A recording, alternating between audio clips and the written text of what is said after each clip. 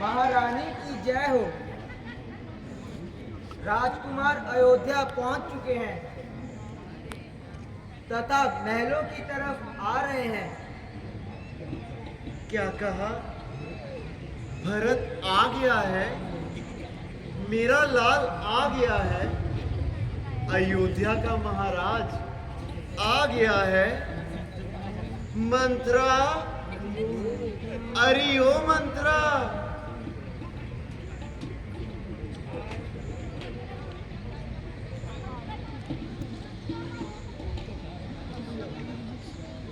क्या आज्ञा है महारानी जियो?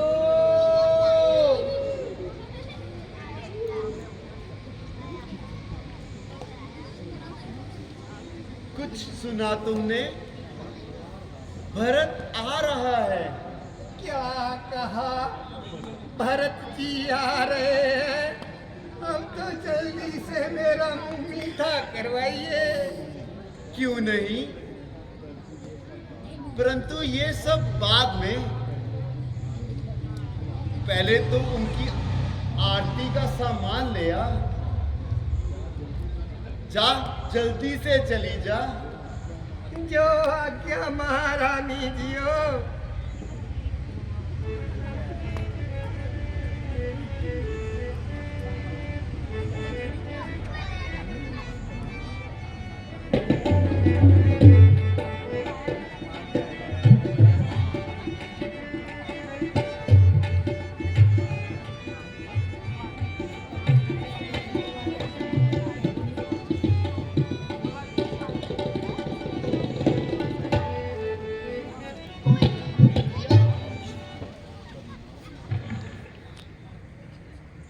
प्रणाम माता जी। चुप चुप जियो मेरे लाल।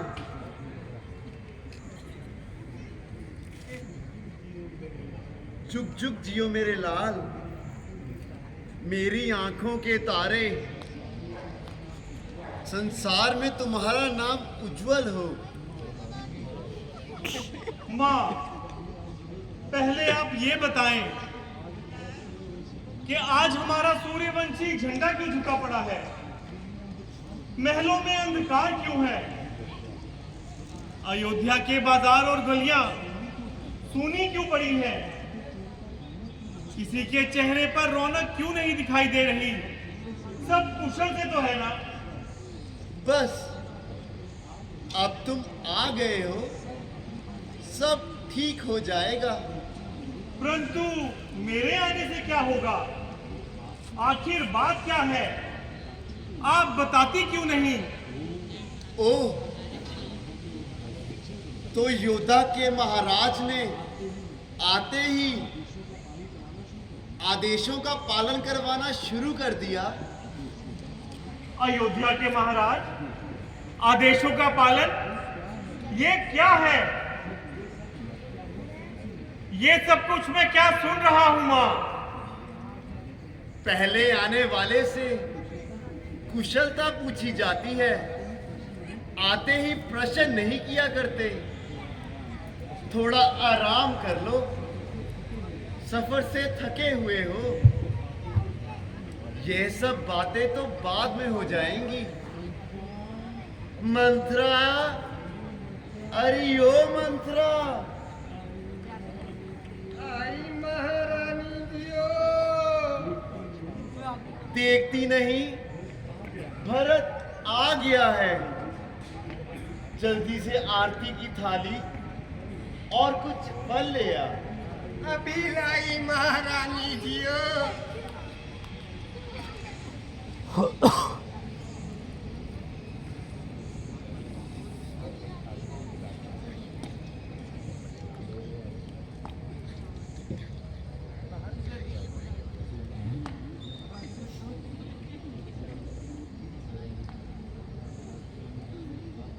आज तो मैं अपने हाथों से अपने बेटे की आरती उतारूंगी। किस खुशी में उतारी जा रही है ये आरती? तुम्हारे आने की खुशी में। परंतु पहले तो कभी ऐसा नहीं हुआ। परंतु पहले ऐसा कभी नहीं हुआ।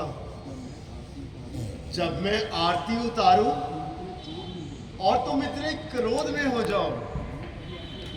पहले कभी ऐसे हुआ भी तो ना था। पहले तो केवल भैया राम की ही आरती उतारी जाती थी। आज उनके स्थान पर मेरी आरती क्यों? पहले बात और थी, अब बात और है। ऐसी भी क्या बात है जो एकदम इतना परिवर्तन? आखिर इन महलों की रोती हुई दीवारों में केवल आप ही क्यों खुश नजर आ रही है माँ? मैं भी तो खुश हूँ बेटा।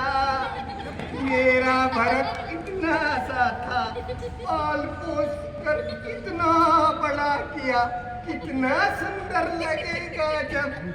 मुझे इन फजूल की बातों में कोई रुचि नहीं। जो बात मैं पूछता हूँ मुझे उसका उत्तर क्यों नहीं देते? व्यर्थ में बातें क्यों बनाई जा रही हैं? बेटा, धीरे धीरे सब पता चल जाएगा। पहले कुछ फल खा लो।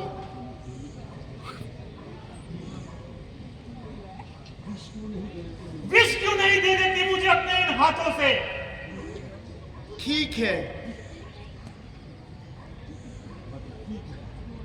ठीक है।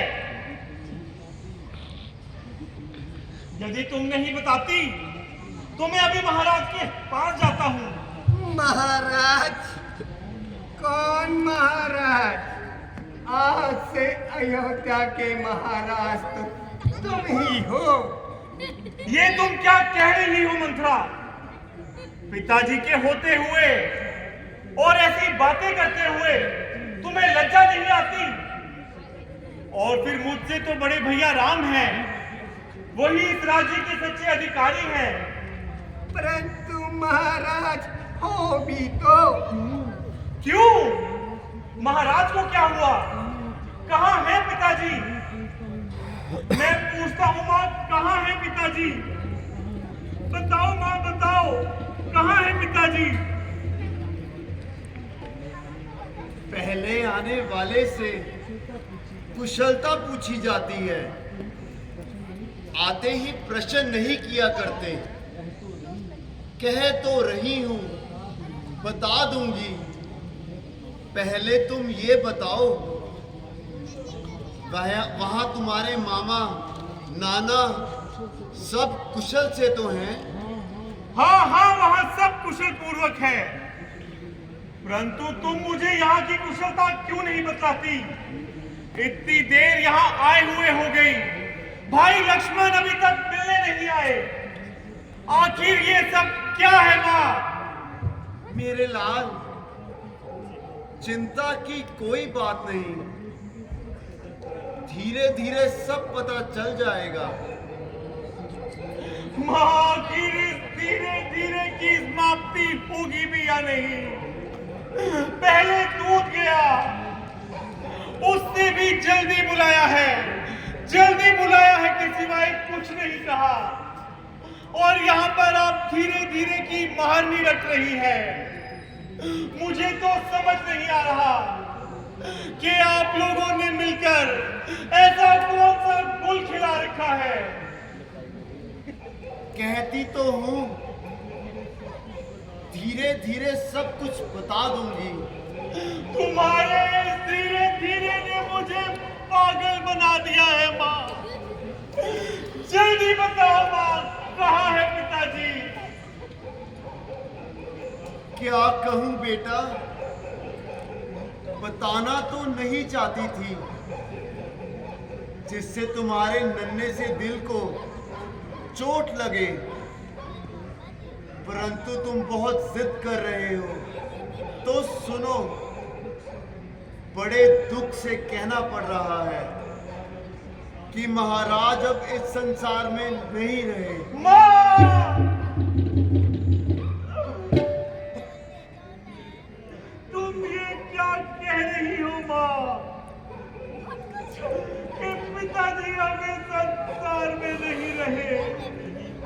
नहीं माँ, नहीं। कह दो कि ये सब झूठ है, कि ऐसा कुछ नहीं हुआ माँ। बेटा, धीरज से काम लो। इसीलिए मैं बताने से टाल रही थी। हाय पिताजी, आप हमें किसके सहारे छोड़ गए? मेरा इस संसार में कौन है? मैं भी कितना भाग्यहीन हूं कि आपके अंतिम दर्शन भी न कर सका। मां, क्या रोग था उन्हें? रोग तो कुछ नहीं था, बस हाय राम, हाय लक्ष्मण कहते हुए प्राण त्याग दिए। तुम्हें तो बल्कि याद तक नहीं किया। क्या भैया राम तथा लक्ष्मण भी उस समय मौजूद नहीं थे? उन्हीं के वियोग में महाराज ने अपने प्राण त्याग दिए। राम अयोध्या छोड़कर वनों को चले गए और अपने साथ लक्ष्मण तथा सीता को भी ले गए। महाराज से यह देखा ना गया। परंतु भैया राम वनों को क्यों गए? रोका क्यों नहीं? रोकती कैसे? मैंने ही तो। रुक क्यों गई? बोलती क्यों नहीं?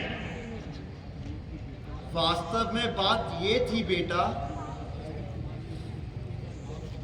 कि महाराज ने तुम्हारी अनुपस्थिति का लाभ उठाना चाहा। राम को राज सिंहासन पर बिठाना चाहा। भला तुम ही बताओ,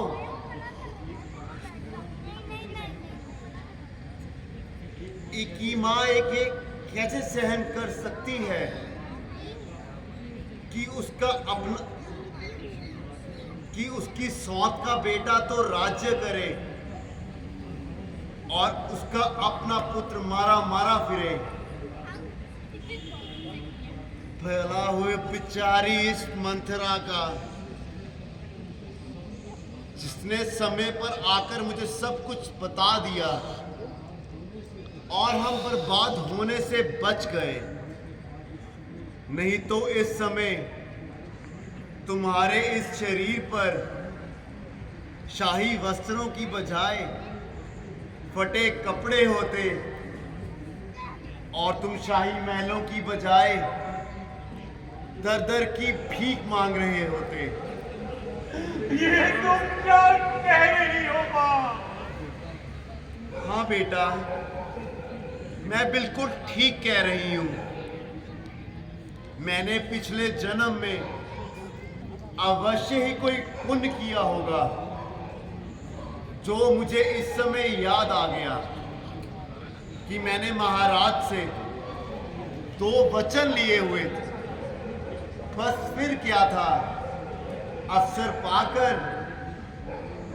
मैंने उन वचनों का महाराज को याद दिलाया और मेरा काम बन गया। मैंने एक बार में तुम्हारे लिए अयोध्या का राजपाट और दूसरे में राम के लिए 14 वर्षों का वनवास मांगा। ये तुमने क्या दस्त कर डाला मां? ये तुमने क्यों कर डाला? बेटा, तुम्हारे हित के लिए ही तो सब कुछ किया। अब जल्दी करो, राज तिलक आज ही हो जाना चाहिए। बड़ा ही शुभ दिन है आज। मुझे नहीं चाहिए तुम्हारा राजपाट। सारा घर उजाड़ कर रख दिया और तुम्हें राज्य का चाव चढ़ा है। यदि तुम्हारे राजा बनने का चाव हमें ना होता तो क्या कौशल्या को होता, जो हमारे खून की प्यासी है। ठहर जाओ दुष्टे, ये सारी आग तेरी ही लगाई हुई है। मैं तुझे जिंदा नहीं छोड़ूंगा। यह क्या बेटा, जिसके पांव तुम्हें धो धो कर पीने चाहिए, उस पे तुम हाथ उठाना चाहते हो? जो काम मुझे बहुत पहले कर देना चाहिए था, वह मैं आज करने जा रहा हूँ। हट जाओ माँ, मैं इसे जिंदा नहीं छोड़ूंगा। महारानी दिया।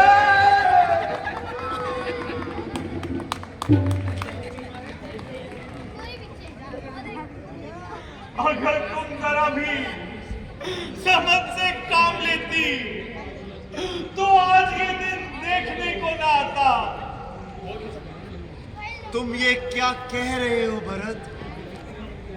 मैं ठीक कह रहा हूं।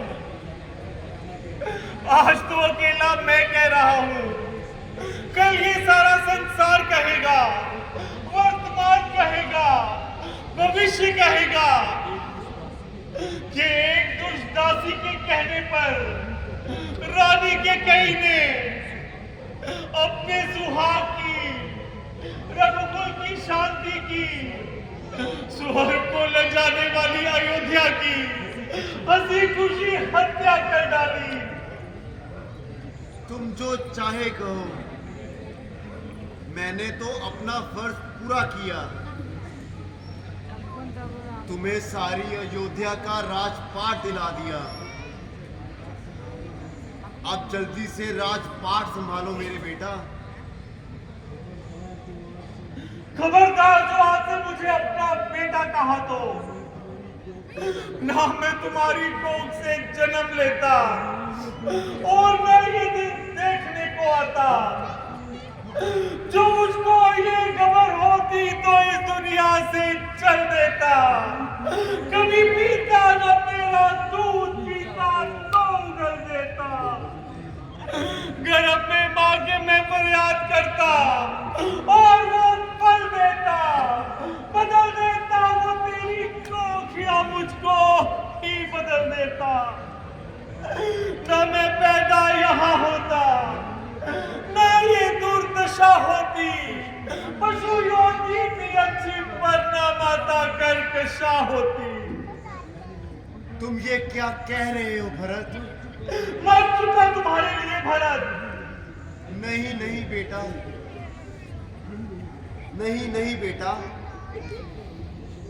ऐसे अपशगुन इस मुंह से ना निकालो। तुम ही तो मेरे सब कुछ हो।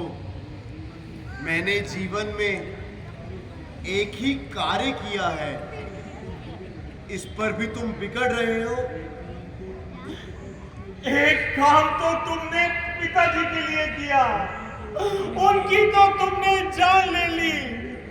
अब मेरे प्राणों की बारी है, लो अब मेरे भी प्राण ले लो।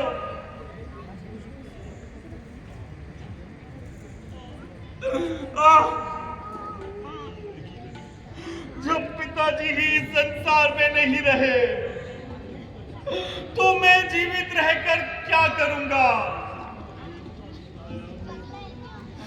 जिस पेड़ की छाया में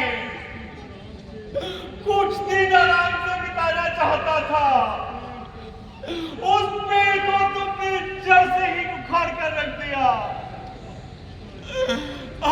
पिताजी, मैं कहाँ जाऊं? किसको अपना सहारा बनाऊं? धीरज से काम लो बेटा। इस प्रकार रोने धोने से क्या होगा? लोग क्या कहेंगे कि अयोध्या के महाराज आंखों में आंसू। दुनिया में रहते हुए भी तुमने मुझे दुनिया वालों से दूर कर दिया है। अब मैं किसी को भी अपनी कलंकित शक्ल दिखाने के काबिल नहीं रहा। भरत का नाम अब लोग घृणा से लेंगे। माता कौशल्या भी तो यही सोचती होगी। जिसके मन पर चोट लगती है वही जानता है। परंतु अब वो भी क्या सकता है? जो होना था वह हो गया। मेरे लाल, इन बातों को छोड़ो, सब्र करो। मैं तुम्हें इस पर काग बिलखते हुए नहीं देख सकती। जरा कुछ मेरा भी ख्याल करो। यदि तुम इस पर काग धीरज खो बैठोगे तो मेरा क्या होगा? मेरे दिल पर क्या बीतेगी? तुम्हारे दिल पर जो बीतेगी सो बीतेगी, परंतु इस समय जो माता कौशल्या के दिल पर बीत रही होगी, काश कि तुम उसे महसूस कर सकती। अभी माता कौशल्या के पास जाकर तुम्हारी इस भूल की क्षमा मांगता हूं। परंतु बेटा, अब हो भी क्या सकता है? जल्दी से राज तिलक की तैयारी करो। चलो में आती तो गुल कहाँ टहनी पे खिलते हैं, धतूरा